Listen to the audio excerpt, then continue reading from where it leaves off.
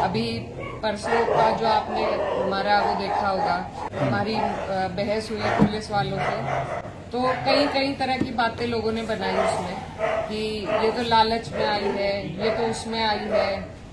मैं बस ये कहना चाहती हूँ कि देखिए, अगर कोई भी समाज का व्यक्ति किसी पर अत्याचार करे तो पूरा समाज दोषी नहीं होता।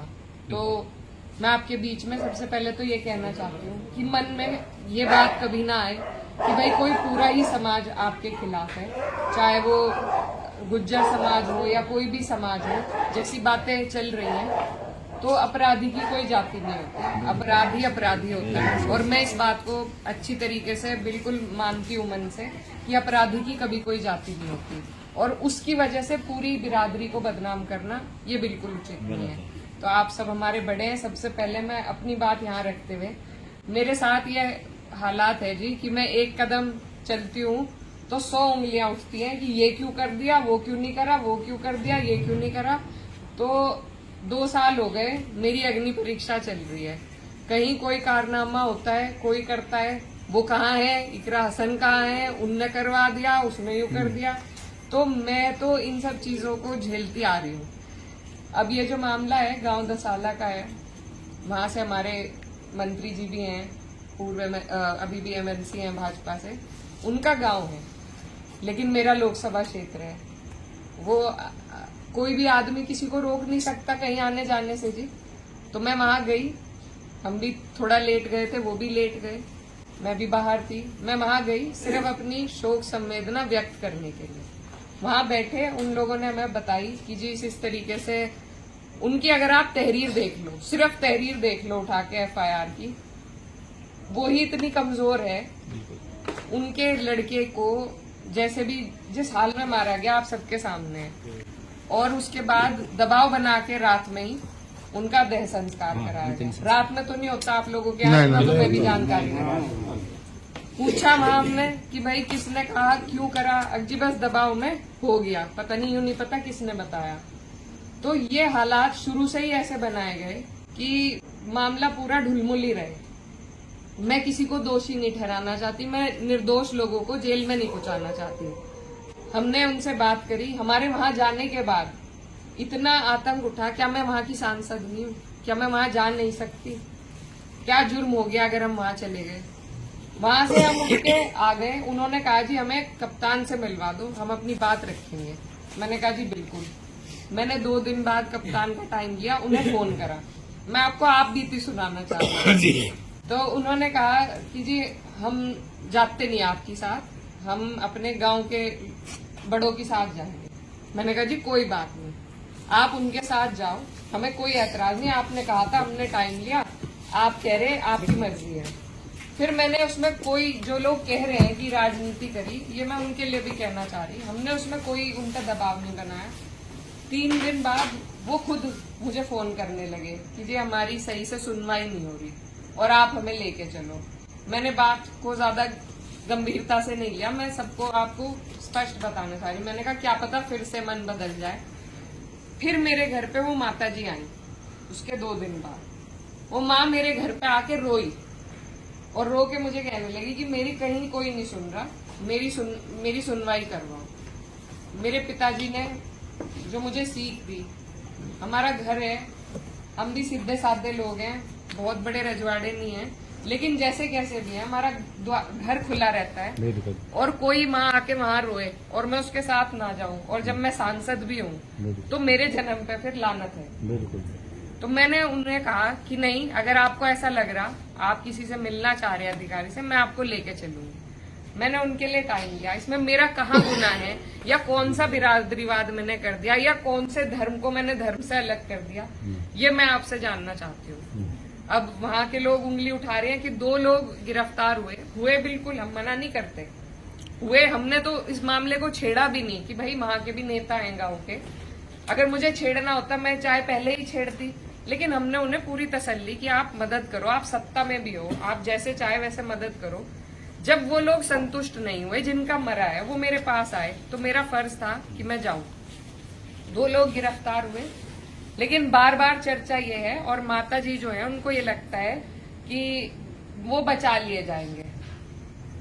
किसी का जब मर जाता है उसका दुख वही माँ समझ सकती है और हम में से कोई नहीं समझ सकता। हम डीआईजी के पास गए, सिर्फ हम 4-5 जने थे। हम किसी इरादे से नहीं गए थे कि हम उन पे धावा बोल लेंगे या मैं कुछ अपनी नेतागिरी चमकाऊंगी या कुछ। हम 5 जने थे माता जी समेत। हम गए ये बात रखने ताकि वो हमें आगे से आश्वासन दे दें कि हाँ भाई मैं निष्पक्ष जांच कराऊंगा। जब अधिकारी के मुंह से इतनी भी बात नहीं निकली और जो बुजुर्ग महिला अपनी बात रख रही थी माँ, तो उन्हें धमका धमका के उनसे बात करी गई। वो रोती भी वहां से बाहर निकली और मेरे साथ वो गई थी। तो वो उनका अपमान नहीं था, वो मेरा अपमान था और मैंने उसे ऐसा ही समझा। हम वहां से बाहर आए और फिर बाकी चीजें आपने देखी, फिर हंगामा हुआ। आप ये बताइए ऐसा कौन सी सरकार में हो, हम कोई उनका किसी का नाम निकलवाने तो गए नहीं थे कि भाई ये हमारा आदमी, इसका इस केस में से नाम निकलवा दो। एक माँ जिसका बच्चा मर गया, उसकी सिर्फ इतनी बात कहने की निष्पक्ष जांच होनी चाहिए, वो तक भी उन्हें मंजूर नहीं हुई। अधिकारी ने एक बार नहीं कहा, उल्टा जो फरियादी गए थे उन्हीं पे मुकदमा लगा के उन्हें ही जेल भेज दिया। हमने धरना दिया, अब हमारे पे सबसे पहले मेरा ही नाम लिखा गया। तो ये भी, इससे हमें कोई डर नहीं है जी। एफआईआर हो जा, अपने लोगों के लिए लड़ते हुए हो जा, लाख हो जा, हमें कोई डर नहीं है। लेकिन बात यह है तानाशाही किस तरह की है। और जो अभी आपके बीच में बातें रखी गई, देखो मैं बस यही कहना चाहती हूँ कि लड़ाई जो आपको दिखाई जा रही है धर्म की, असल में वो लड़ाई है ही नहीं। लड़ाई है अमीर और गरीब की, न किसी जात की है न किसी धर्म की। आज कोई भी अमीर आदमी किसी के साथ ऐसा होता, मैं नहीं कहती किस धर्म से किस जात से, अमीर होता और अधिकारी से बैठ के एसी के कमरे में अच्छी तरह उसे बिठाया जाता, पानी पूछा जाता और उसकी बात वहीं निमट जाती, ले दे के जैसा चल रहा। क्योंकि गरीब है, क्योंकि मजलूम है, इसीलिए सुनवाई नहीं, इसीलिए कीड़े की तरह समझ गया चलो यहाँ से, ये कह दिया जाता है। तो जी सारी बात एक तरफ है, बात अमीर गरीब की है, असल में हमें दिखाई जा रही धर्म की है लड़ाई। धर्म की कोई लड़ाई नहीं है। मैं आपके बीच में हूँ, मेरा गांव जो पैतृक है जंदीडी लगता है, आपको पता भी होगा। वहाँ या तो आपका समाज है या हमारा समाज है। बचपन से हमारे पिताजी का आपके समाज में उठना बैठना रहा। आज भी वहाँ हमारे परिवार के लोग रह रहे, प्रधान जी हैं, उनको सबसे ज्यादा सहयोग आपके समाज का मिलता है। तो तमाम चीजें हैं, कोई किसी से दूर नहीं है। ना आप मेरे पे बाधा डाल रहे कि मैं आपका धर्म में जुड़ूं, ना मैं आपको कह रही, लेकिन जो जिम्मेदारी आपने मुझे दी, जिस जगह आपने मुझे भेजा, अगर उस जगह का फायदा, उस जगह का इस्तेमाल मैं आपके फायदे के लिए ना करूं, तो मुझे उस जगह पे बैठने का कोई अधिकार नहीं है। और मेरा फर्ज था कि मैं उनके साथ जाती, वो बुजुर्ग महिला थी, उनके साथ जाती और मैं उन्हें जहां तक हो सका वहां तक मैंने अपनी पूरी कोशिश करी। अब तरह तरह की बात उड़ा रहे, ये ना तो राजनीति, ना मैं आपको वोट के लिए कहने आई, ना मैं कहने की। इतना मुझे दुख हुआ कि ये बात बनाई जा रही कि चुनाव है इसलिए ये ऐसे कर रही। तो जी वोट आप बिल्कुल ना दियो, लेकिन मैं आपके लिए इसी तरीके से खड़ी रहूंगी। और एक समाज नहीं, चाहे किसी, मैंने ये सीखा कि जिसके साथ अन्याय हो उसके साथ खड़ा होना चाहिए। हमें यहीं तो रहना नहीं, ऊपर वाले को भी मुंह दिखाना है। तो अगर मैं खड़ी होके किसी अपराधी को बचाने लगूं बस क्योंकि वो मेरे समाज से है, तो ये मेरे ऊपर सबसे बड़ी लानत है। तो जी ये मेरी वहां की सच्चाई है, हकीकत है। और आपने मुझे इतना सम्मान दिया, प्यार दिया, लेकिन जो लोग आके ये कह रहे हैं कि ये तो लालच है या वो है, ऐसा कोई लालच नहीं था। ना पहले कभी इस तरह का था, ना आगे कभी इस तरह का होगा। मैंने जीतने के बाद अपनी एक बात कही थी कि अब मुझे सबका वोट मिला, अब मुझे किसी ने दिया या नहीं दिया, अब मैं सबकी सांसद हूँ, 36 बिरादरी की हूँ और 36 बिरादरी के लिए काम करूंगी। तो जी वही मेरी कोशिश है, वही मेरे बड़ों की सीख है और उसी पे अमल करने का काम कर रहे।